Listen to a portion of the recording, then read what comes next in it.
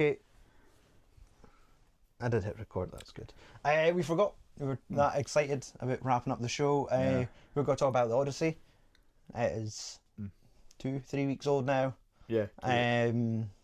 But yeah, both seen it. And it's definitely a film worth talking about. It's one of those ones that I booked for, like, I wasn't sure if I was going to see it. And then I just saw how everyone was talking about it and can't stop talking about it. Yeah. And just kind of the hype became obvious, and I was like, fuck, okay, I need to kind of see this too. And I just remember trying to find IMAX screenings and Yeah. can't find in any centre seats. It was all you could sit in all the edges, and it's like, oh, nobody wants to sit on the edge when they go see an IMAX movie. Yeah. Surely you want to be front and centre in front of like a big ass screen. Yeah. That's the way to see it. So convinced convinced Margaret to come see it with me, and yeah, it blew her mind. She was like, well, Was it the one in Dunfermline you went to? yeah, Yeah. so Was that the first time you've been in that one? no, I saw Oppenheimer there. Oh yeah. But I think never seen another IMAX movie at that Odeon prior. Yeah. But you've now seen it 3 times. Yeah. And you're eyeing up your fourth, I'm eyeing like up. a pervert. Yeah. Where he's like, I think I might travel out of town for this one. Yeah. Like, they've got it bigger in Glasgow. Yeah, they've got is it the Science Centre or something? Yeah. It's got the biggest IMAX screen in Scotland. And Okay. I'm tempted. Aye. And it's on the week. The siren's call is pulling you to Glasgow. It's on the week that I'm on holiday. And on the Monday, I'm at Edinburgh Film Festival seeing the Q&A with Bruce Dern. Bruce Dern, that's right. And I'd love to get a minute to, pick his brains about fucking the Burbs. Yeah. And, his wife's arse. That's an intern. That stays. Day 2, I'm back there again for Nicholas Winding Refn's Her Private Hell and the 30th anniversary screening of The Rock. Mm-hmm. So I'm pretty much going to be there all day. Because it's on the same time as the actual Fringe Festival as well, there's a stand-up thing called Biff in Time. Right. And it's a guy doing a thing about Biff Tannen. Aye. And I'm thinking, if I can fit that in before the films, I might go and see that as well. Yeah. And then I'm thinking on the Wednesday, I'm going to go I'm going to look at the price. I'm going to look at, because I think the time for the film is in the afternoon at 2 o'clock. Aye. By the time I finish it at the back of 5, I need to think about getting back home. Mm-hmm. And I'm thinking I might go. But yeah, I went and seen it on IMAX opening day, 10 o'clock in the morning. When I go to the IMAX. What was the crowd? Was it a full house? Aye, full. 10 a.m. on a Friday. Friday morning. The midnight one was full as well.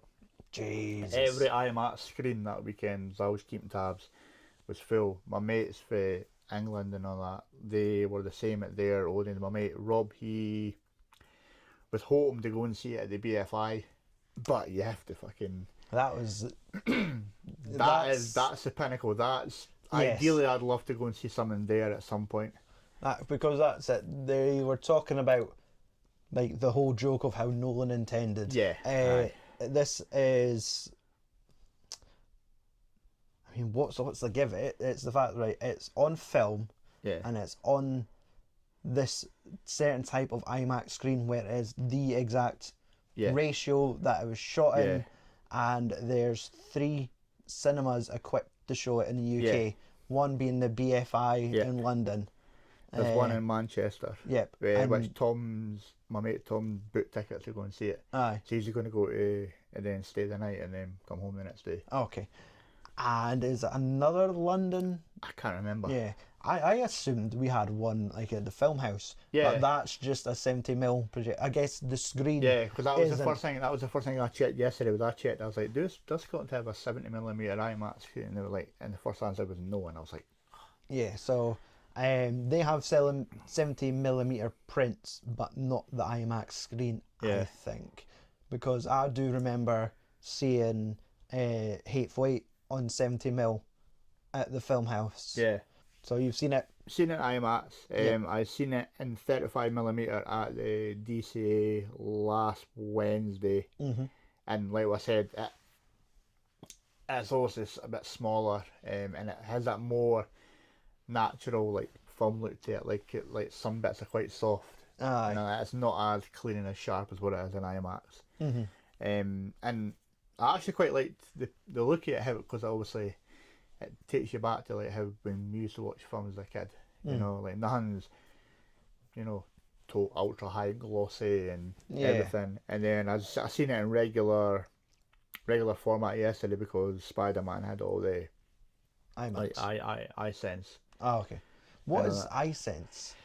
It's I'm not entirely sure. Obviously, like I don't think a lot of audience have iSense. I know that obviously one in Dundee does, but obviously people try to say that it's got better sound than IMAX.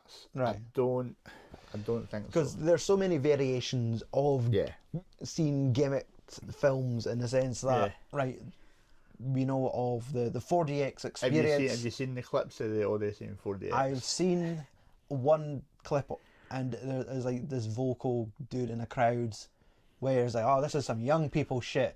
Like, no one told me it was gonna be like this. Oh, I'm too old for this shit. I'm out of here.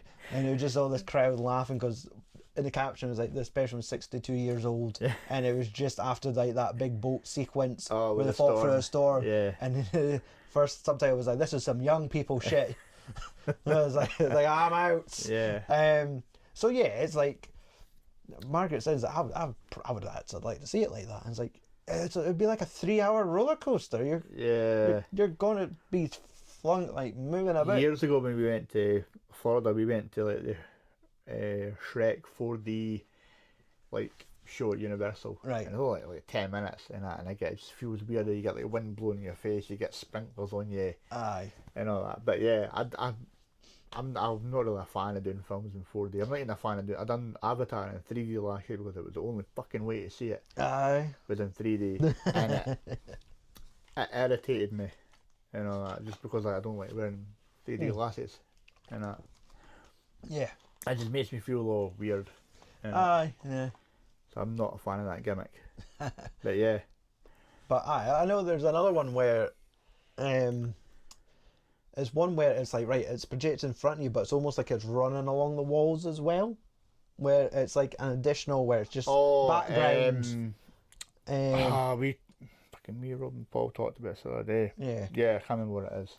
So like, I feel like there's all these different variations where I guess they just, either some people shoot it with that in mind and you get all this extra side shots, or it's like AI is just like, right, we're throwing up buildings, we're throwing up forest. Like when I watched it in the normal format yesterday, the black bars were vertical rather than horizontal. Okay, so the picture, it's not like they're cropping. Yeah. Okay. And yeah, I love the film. How are you finding it, watching it again and again and again? Are you finding your interest is growing each time, like your appreciation or your love for it, like the fact you've seen on my second viewing, like also when I watched the first one, you're trying to pay attention, you're trying to understand everything that's on it, and then when I watched it a second time, because I had obviously, you can either relax a little and you just watch it for what it is. When I watched it a second time, I appreciated the scene in Hades probably the most. Okay. Because that pretty much is almost like a roadmap for the rest of the film. Yeah. And then like when I watched it yesterday, like when I was saying it's like about you're just visiting old friends. Yeah, like when I was saying about fucking like how the ending feels as if like Jason Bourne had went into the Amunis. It was in Assassin's Creed. Yeah. Just went back in time and just fucks up some Greeks. Borned up some cunts. Yeah. But like again, I don't think the runtime's like, I don't think it feels. Yeah. When I first watched it, the first 30-40 minutes was a little bit jarring, but then obviously once I went and watched it again, you know what I mean? Aye. I think the first thing that comes to mind when you watch it is like the accents. It's like, oh, okay. There's no attempt to like, we're going to be Greek. We're going to have a little like twang to our accents. Like, oh, it's just okay. We're just speaking our normal accents. So, like, okay, fair enough. It's not like, I can't believe it's not authentic. How dare all these white people in this Greek mythology? I know. I mean, also that was the criticisms leading up to it. Yeah. Because that's all the thing I remember. It was like the film was getting a lot of heat. I was like, oh my god! Like, you had certain people pissed off because they had Elliot Page in it. Yeah. People pissed off because they had Travis Scott in it. Yeah. You had people pissed off because the armor is inaccurate to the time and the setting. Yeah. Some people were pissed off because obviously they had Helen of Troy portrayed as a black character. Yeah, and everyone's white. There was a person that I watched on YouTube, and he put up a video how he basically slated the film because basically he taught that story in like college or in university, and he feels that it's insulting what he's been teaching. Right. So he fucking hates it. And that's it. Some folk will have their thing, but I feel like as soon as it came out, it obliterated all doubt. Like everyone, like everyone's mind was changed instantly. Yeah. People thought that it was going to bomb because of the, you know. Like, but then if you look at like the IMAX at the BFI is fully booked up until some point in September still. Yeah. And like, I watched a video last night? I watched a video last night, and it was people were at a IMAX screen in Texas, and this person travelled from Australia. It's nuts, like what people do, like yeah, for like fandom, just the fact that like they kind of see it in the best possible. And it's like because it's like Nolan, like it's almost like this big marquee thing because obviously he's made like he makes a point of making the films on these cameras. Like he doesn't use like Dolby Atmos. Like he uses natural 5.1. But if you watch, like once we've done this, I'll put on fucking something. I'll show you the sound on that for a 5.1 and it's like the loudest. Actually, I don't know if it's gonna be the loudest, but I think the first instance of the loudness in the film was the Cyclops bit. Yeah. That was fucking deafening. Aye. That was the thing when we went and saw it at the Odeon. At the points where the sound was most intense, it was like you almost feel it come from the back of your legs. It's almost like you're sat on a speaker at times, where it was screaming and you could feel the vibrations through your body. Yeah. But yeah, it was like that. I thought it was a brilliant film. It was like watching what felt like what could have been like a 6-part mini-series on BBC that was 6 hours. Just like you get a fucking Big Mac and you just squash it down, and you still enjoy it for what it is. Have you seen Troy? No. I watched that last year for the first time, and I thought that was really, really good as well. I really enjoyed that. And again, like it kind of put me on like a rabbit hole where like there's like a direct TV film for like the 90s called The Odyssey, and it's got like Armando Santi in it and all that. Right. And I'm like, I might try it. I think it's free on YouTube. I think I saw a thumbnail of Ralph Fiennes in some sort of. He was in that one that came out a couple of years ago, The Return. Right. He plays Odysseus in that. Okay. That's where he's absolutely jacked. Right. I think it's like Greek mythology is. Yeah. This is not like the first time where it's like Greek mythology is like hip all of a sudden. It's always kind of. The film reminded me, like, remember like watching like Clash of the Titans, or was it like Sinbad? Jason and Argonauts. Like Sinbad and the Seven Voyages. Ray Harryhausen films. Yeah, aye. It's kind of almost like a modern version of those The one that tales. surprised me the most was like up until recently, I never knew that Oh Brother Where Art Thou was almost like a retelling it, and I'm like, I'm gonna have to go and rewatch it and just kind of see if I can pick up some of the stuff, because obviously John Goodman's got an eye patch and that, and that's his portrayal as like the Cyclops and stuff. Exactly, and it's all this tale about how George Clooney's character, I can't remember his name, but his middle name was Ulysses, which is obviously Latin for Odysseus. And he's on this journey to get back to his wife, who's being pursued by another suitor. And I think is it John Turturro or the other one of them gets like their sirens washing clothes out in the lake, and they lure him in, and I really want to rewatch that. So if I can't find it, I'm going to have to probably rent it on Prime just because I might actually rewatch it later. We did that. That's what, because I'd listened to the Nextlander podcast, and they were doing their Coen season. I listened to the old brother one because I've seen it once. That's enough. But yeah, everybody's also talking about like obviously like, even though we're miles away from it, like obviously Oscar season. You know that Matt Damon's going to be in there. Like, I would like to see John Leguizamo get nominated at least, because I thought he was really good. He was quite sympathetic. Like I loved like that running gag through the whole film is that he always caught Logan Marshall Green because he wore his spurs in the fucking house. What was his name? Palantheus, and he was like, he's like, you're too loud, Palantheus. And Robert Pattinson playing an absolute cant. Yeah, I think that's like when I first watched it, enjoying it whilst he was doing it. Like when I first watched it, that was my slightest gripe, was the fact that we didn't get enough Pattinson. For what I've also been reading stuff is there's a lot of footage being cut, and I'm hoping they put that like a on nice the home chunky home release. Yeah, I'm hoping they put that on the home release because I like to see a little bit more of it. I was surprised to see Ryan Hurst show up as Mentor. And like the day that Odyssey came out was the day that the news broke that he'd been recast for Kratos and because God he of tore War. his bicep. That must be gutting, because I think they said they had filmed several episodes. Yeah, and they're going to have to reshoot it now. That's a stupid waste of money. And the fact that when I seen it, I was like, holy fucking shit. There he is, still looking like some old cunt from Sam Crow. Yeah. And it never took me to the second viewing to notice that it was James Remar that was the older ghost in Hades that had the like cloak at his. Oh, what was his name? The one that came out of the ground. Yeah. What's his name? Came out of the ground, but it's the same that like you almost forget that fucking which Safdie is it? Ben Safdie. Aye, Ben. Is that Agamemnon. Yes. Yeah. And the fact that he's always hidden behind that giant headpiece.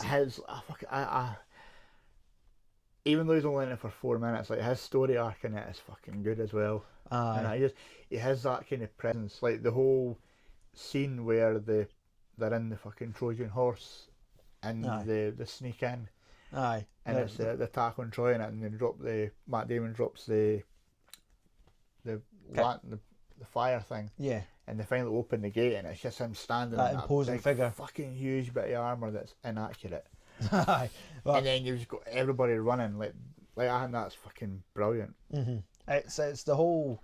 I just love all the mythology parts of it where where they come across this land and it's giants like the ones in the suits of armour where they're fucking getting destroyed and they just have to fucking turn and get back to their boats, but you see them fucking rocking the ships and throwing all the guys around, and just kind of all these tales of mythology, like the tale with the Cyclops or the witch. Yeah, Cersei. Aye. And then you get the whirlpool and... Now, when watching it, did you ever leave the hall? Did you ever have to go take a piss? Nope. I had to leave twice during my screening. Oh, no. Because there's like... I had 2 tins of juice and like a Coke, and I'm sitting drinking like, fuck, I'm a ticking time bomb. Like, and with my pregnant wife, who has a very shy, who's with our child kicking fuck out her bladder constantly.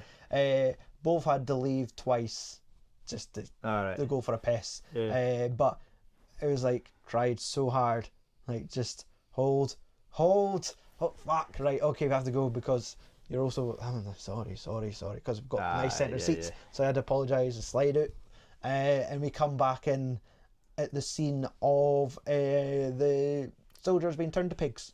Oh yeah. So we just seen all the the fucking visual effects. That was like something out Werewolf in London. It's when they're eating. And they kind of get out their mouths. It looks almost like they're eating like fucking like squid or like calamari. And it just looks so rubbery and. Aye, and they just can't stop. And in my head, I was like, oh, I kind of thought this was like the sirens part, because I heard about sirens and I was like, they were going to be here somewhere. Yeah. Then we did have to leave again for a piss, and I think it was at the point where Calypso was kind of like, right, you need to leave, you need to go back. Oh yeah, like she finally tells him that he's been on the island for 7 years. Stop eating the plants. Yeah. It's time to go home. Yeah. Aye. Basically said that she held him there just to fuck him. So, and we got to the point where it was like, again, it's like, fuck, right, we need to leave, I'm sorry. Yeah. And it was him getting ready to leave, and we get to the cinema doors, we open it, and there's like the cinema worker with the buckets ready to clean the hall out, and I was like, is this film about finished? Because it's like they're ready to go in the hall. I'm like, fuck, is there only like 5 minutes left? So Pest went back, got in, and then no, there's still a good chunk of fucking film left. Yeah, when they leave the island, like I put my review yesterday that I don't think I'll find a more satisfying last 45 minutes of film. Like when he gets back on the island and he listens to he listens to like Agamemnon, how he then he go back and be greeted here. Like don't go in, don't become soft, because that's go in the back door. Yeah. And you fucking knew that when Anne Hathaway sets that trial, you knew what the trial was. You knew right away when you seen all the acid getting tied. Yeah, and it was a brilliant payoff, because I mean, Margaret was like, as soon as he gets back to Ireland, I hope he beheads fucking Robert Pattinson. I hope that cunt dies and chokes to death on his blood. Like, I want to see his face get stomped in. Yeah. And it's the fact that went in, he was being a beggar, he wasn't like, I mean, he I can't remember Tom Holland's character name, but like the fact that he was meeting with him, but he wasn't showing his true identity straight away. Yeah. I could see she was quite like, just fucking tell him. Like, he's got to know, like, that's your dad. Like, she was fucking like needed the payoff there and then, but it was like hold, and then with the whole stringing of the bow, and then the pluck, and it was like the pluck should have just been fuck. Yeah. Like, oh no. Yeah. But it was the whole taking the dog and putting him on the dung heap outside. And it was when the dog got excited and then died, and I was like, that was so fucking good. But oh, you bastards. And it was like the shit's on. Like Tom Holland knows. John Leguizamo, and it was just. It was just the plan, and and it was one of those ones where I was like, I hope he doesn't just like he dies before he could really, like, it's not like evil wins. It's when he finally gets his comeuppance. It's the whole little stick, the carving that would been given to the little brother, and when he finally returns it to Pattinson, and the look on his face where just like fucking rages, like fucking throwing his stool at the beggar, and they're like, Zeus's law, how fucking dare you. But it is a fairly entertaining watch. I think, like, even through like the three watches, I think the weakest part of the film is probably Tom Holland. I don't think he really does that much. And I mean, because he goes away and he goes to see John Bernthal's character, who's obviously the brother of Agamemnon. And he was quite good in that as well for the time that he was in, because it's told obviously like non-linear. So like, you know what I mean, you get bits, like that's what I mean. Like when I first watched it, I was thinking to myself, like, because like you forget that Cyclops sequence was like a good 15 minutes, and then it cuts, and then there's a whole massive bit of it where you didn't get any like Tom Holland or that for the good half an hour, 40 minutes. And it's like when I was like first watching it, you're trying to like follow it. Then when I went in the second time, I was like, right, well, I now know. So then I'm like, I'm sitting back, just fucking enjoying it, Mm-hmm. and like that. Like the scene with the sirens and that, where he's like tied to the fucking with the mask. Like, have you seen like all the memes and all that? Like, I've kind of seen some. I saw one on TikTok the other day where there's like a guy's driving a car past McDonald's and he's doing the Matt Damon face, going, "Oh, please!" Like, I want to go to McDonald's. And it's like on the weekend, and it's like the whole "is Nolan intended?" And it's like somebody on like a wee like Samsung flip phone and all that. And I seen one where it was like the Argos catalogue checker, the little blue box with the little screen, and it was just a Trojan horse on the beach. It was like, fucking hell. Yeah, that was genius. Yeah, and I mean, I think the thing is probably going to be Nolan's biggest film. So I'm kind of interested to see what he does next. I know, he just... Because he's kind of done like almost every genre, but he's not done an out-and-out horror, although that's what people there is horror elements saying in this with the Cersei stuff and with the Cyclops. Aye, so I think people could see the potential Yeah. of like, well, this man can go But make then some it's like terrifying stuff if he wanted to. But then it's like, if it's a horror, is it going to be like a 3-hour film or is it going to be like a 2-hour? Aye, yeah. Because I'm trying to think his last short film was like Dunkirk, and I was like, didn't do anything that even touched 2 hours. Mm-hmm. But yeah, no, I really enjoyed it. So like, I'm still toying with the idea of going to Glasgow. Aye, you know? I could tell. That's your siren's call there. Yeah. Yeah. But yeah, it was definitely lived up to the hype. It's I mean, this is what they've been screaming for ages, like filmmakers and things like we need to get people back into cinemas. Like it's always a big thing that Tom Cruise marches on about, and it's like we need to get people back in. What's gonna do it? And it's always like in a year there's always like, right, there's maybe 3 or 4 occasions that will get people into cinemas. Yeah. But this is like, well, saying it, get people back in cinemas, and those moments last like 2 weeks.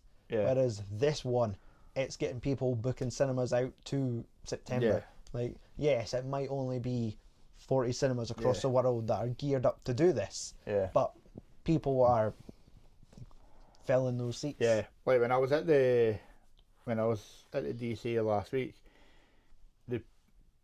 I was at the 4 o'clock screening, and there was also, when I got there, I sat and had a beer and I was waiting, and the film was still playing, and then people come out, and there was an old boy sat at the table across from me, and they'd shouted across to like his mate, and he was American, but his mate was Scottish, and his mate had just come out the screening, and he was like, his mate was like absolutely gushing in and saying it was a proper epic, and he was like, I didn't like it. I thought it was shit. He's like, I kept falling asleep. Yeah. And, story didn't make any sense because I only saw about half an hour of it. Yeah. But yeah, no. Like I get a laugh. I keep sending stuff to Michelle saying, "Oh, I'm gonna do this." Yeah. And she's like, "Do you need to see it again?" And I'm like, "Aye, no." Do you want me out of the house for 4 hours? Yeah, I'm like, if I'm spending my money, and I'm like, I was like, you're gonna be at work, so. You know, that you'll never know.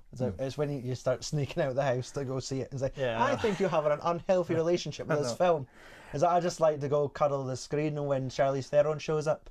Just, like, get back in your seat, pal. Yeah. But yeah, okay. I think that's that. Yeah. So usual, fucking find us on our socials. I just want to quickly drop my mate Warren. He name dropped us in his last podcast. Oh, okay.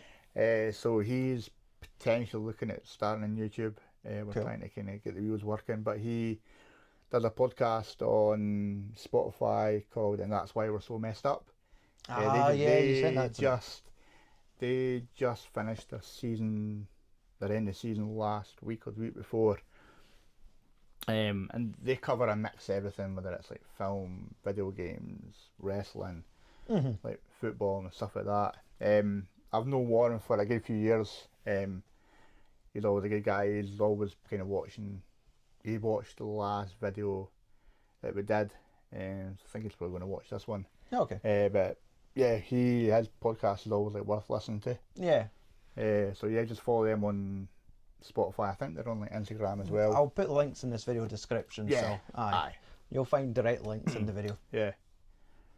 But no, that's cool. Thanks for watching, folks. And yeah, I feel like I've just had the idea in my head. Like, obviously, I think this Odyssey discussion could just be its own video on the channel. Yeah. So people could watch that whilst waiting for the podcast. Yeah. But yeah, take it easy. Ciao. Yeah, cheers.